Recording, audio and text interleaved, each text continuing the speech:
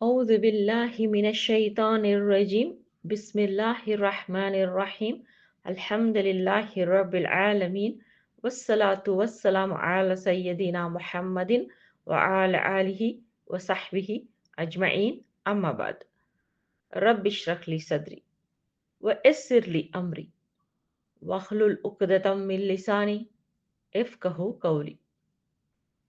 இன்னைக்கு ரப்பனா துவா 21.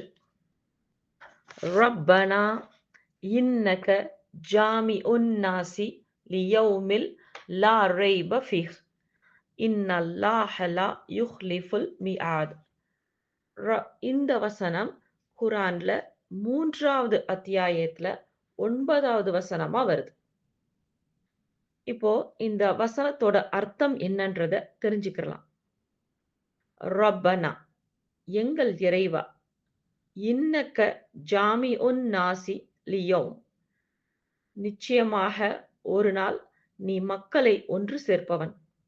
லா ரைப ஃபீஹ் அதில் அறவே சந்தேகம் எதுவும் இல்லை. இன்னல்லாஹ லா யுஹ்லிஃபுல் மிஆத் நிச்சயமாக அல்லாஹ் தன் வாக்குறுதியில் தவறுபவன் அல்ல. இதற்கான பின்னணி என்னன்றத இப்போ நம்ம தெரிஞ்சுக்கலாம். இந்த வசனம் சூரா ஆல இம்ரான்ல வரக்கூடியதா இருக்கு. ஆரம்ப கால இஸ்லாம்ல பலர் மறுமை நாள் குறித்து சந்தேகத்திலே இருந்தாங்க.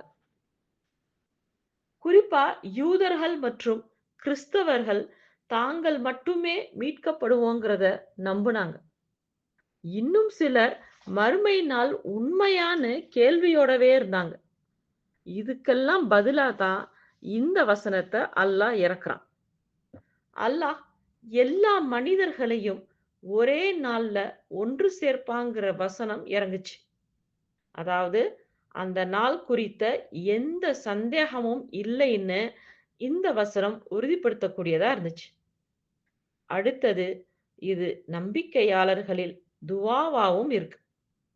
நம்பிக்கையாளர்கள் அல்லாஹ் நிச்சயமாக தன்னுடைய வாக்குறுதியை நிறைவேற்றுவான், நியாய தீர்ப்பு நாள் வரும்னு உறுதியா நம்பக்கூடியவங்களா இருந்தாங்க. அதனால இது ஒரு ஈமானின் வெளிப்பாடா இருக்கு மற்றும் அல்லாஹுவின் வாக்குறுதியின் மீது நம்பிக்கையாகவும் இது விளங்கக்கூடியதா இருக்கு. மூன்றாவதா, நியாயம் நடைபெறும் நாளின் நினைவூட்டலாவும் இந்த வசனம் இருக்கு. இந்த வசனம் உலகில் நடைபெறும் அநியாயங்கள் எல்லாம் அந்த இறுதி நாளில் சரியாக தீர்க்கப்படுங்கிறத நினைவூட்டக்கூடியதா இருக்கு. இது மனிதர்களுக்கு பொறுப்புணர்வு மற்றும் நியாயம் மீதான நம்பிக்கையை கொடுக்கக்கூடியதாகவும் இருக்கு. சுருக்கமா சொல்லணும்னா இந்த வசனம் மறுமை நாள் உறுதியானதுங்கிறத சொல்லுது. அல்லாஹ் தனது வாக்குறுதியை ஒருபோதும் மீற மாட்டாங்கிறதையும் குறிக்குது. இது நம்பிக்கையாளர்களோட துவா மற்றும் உறுதியாகவும் இருக்கு. இந்த வசனம் நமக்கு 3 விஷயங்களை கற்றுத்தருது. முதலாவது ஒண்ணு என்னன்னா, பொறுப்பு.